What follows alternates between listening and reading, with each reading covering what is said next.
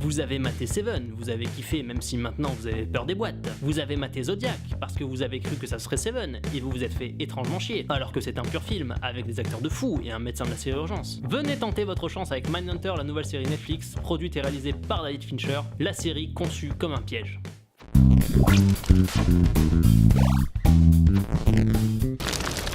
Alors, je viens de finir la série Mindhunter et je sais deux choses. Une, c'est une série complètement ouf, et deux, on est littéralement cerné par les serial killers.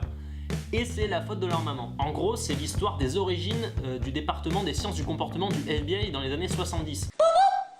C'est le même département que dans la série Esprit criminel. Ça veut dire bien avant l'arrivée d'Inigo Montoya. L'agent spécial Holden Ford a un jour l'épiphanie que pour la nouvelle génération de tarés qui flinguent la théorie comme quoi un crime s'implique forcément un gain et un mobile, ça c'est dépassé, c'est old school. Il fallait une nouvelle technique, les comprendre, entrer dans leur cerveau, discuter poliment, tranquillement de ce que ça fait de décapiter et dépecer des gens les uns après les autres. Normal quoi. Alors, c'est pas les entretiens qui sont plus choquants, c'est pas le générique qui laisse franchement désirer comparé à la qualité des épisodes, c'est que le personnage principal ressemble comme deux gouttes d'eau à Emmanuel Macron. Et ça, je pensais que j'étais le seul à l'avoir remarqué, comme si j'étais le seul à avoir des yeux. On retrouve la papate de David Fincher, l'homme derrière Panic Room, Fight Club, The Game, Social Network. On retrouve ses travelling super lents, on retrouve ses gros plans super classe, son ambiance nihiliste et ses personnages tous plus déglingués les uns que les autres. Le personnage principal, Holden Ford, en plus d'avoir le nom d'une marque de céréales, Holden Ford. C'est un jeune naïf, cynique, égocentrique et émotionnellement inadapté. Et tous les personnages féminins intéressants sont séduisantes, froides, calculatrices et dangereuses.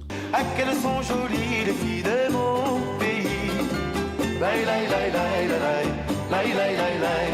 Donc on a affaire à un univers peuplé de sociopathes qui nous montre d'emblée que selon Fincher, les gens sont de toute façon pas très sains. Est-ce que c'est bien surprenant de la part d'un gars qui a essayé de faire Forrest Gump et un film avec des sentiments et qui a pondu Benjamin Button? On retrouve aussi l'esthétique des films Millennium et Zodiac alors que c'est pas du tout le même chef opérateur. C'est en vérité son premier boulot tant que tel et ça je pense que c'est la première ligne de CV la plus classe du monde. Ça se passe dans les années 70 mais ça c'est très dosé. On le retrouve dans le choix des musiques, on le retrouve dans les costumes, les coiffures, aux citations des événements historiques, mais on n'a jamais l'impression qu'on est dans un épisode de Funky Cops. Comme quoi on peut utiliser une époque sans la parodier. Oui, c'est toi que je regarde X-Men Apocalypse de maintenant. Je sais que dit comme ça on dirait que c'est le summum du fun, donc comment fait la série pour être captivante? Bah déjà ça parle de tueur en série, au départ appelé tueur en séquence. Et quoi qu'on dise, on est tous assez fascinés par le sujet, surtout quand ils sont bien interprétés et bien mis en scène. Et je peux vous dire que le mec qui s'est occupé de John Doe et du tueur de Zodiac, il sait ce qu'il fait. Mais ça s'arrête pas là, ce serait trop facile. Le final de Seven, ce qui marche, c'est oui, il y a un twist, effectivement, mais c'est surtout que on se rend compte que les personnages principaux auraient pu échapper à tout ça s'ils avaient mis de côté leur obsession et leur orgueil. Tout ça sans que le spectateur s'en rende jamais compte. Et là, pour le coup, Fincher le refait. Et ça remarche. Alors, sans trop entrer dans les détails, au départ, c'est bâti comme une espèce de success story super dark, où on s'attache aux victoires des personnages. Quand ils ont obtenu l'argent, j'étais trop content, comme si c'était moi qui l'avais gagné. Avec même des montages mignons de road trip, ou encore quelques enquêtes criminelles pour les fans de Columbo. Qui va d'ailleurs revenir sur les traits de Mark Ruffalo, alias Hulk. Est-ce que ça a quelque chose à voir avec la série?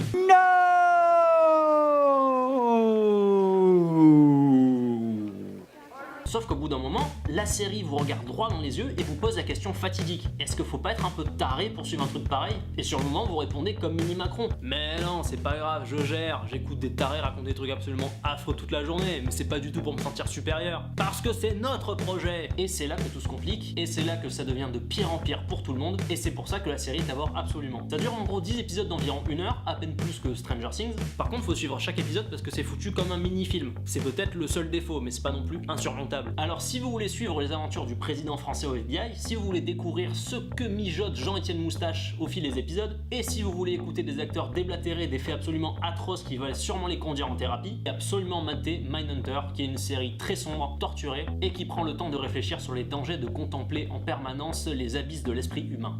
Et ça c'est dans ta face, esprit criminel! Ah, qu'elles sont jolies les filles de mon pays. Laï, laï, laï, laï, laï, laï, laï, laï, laï.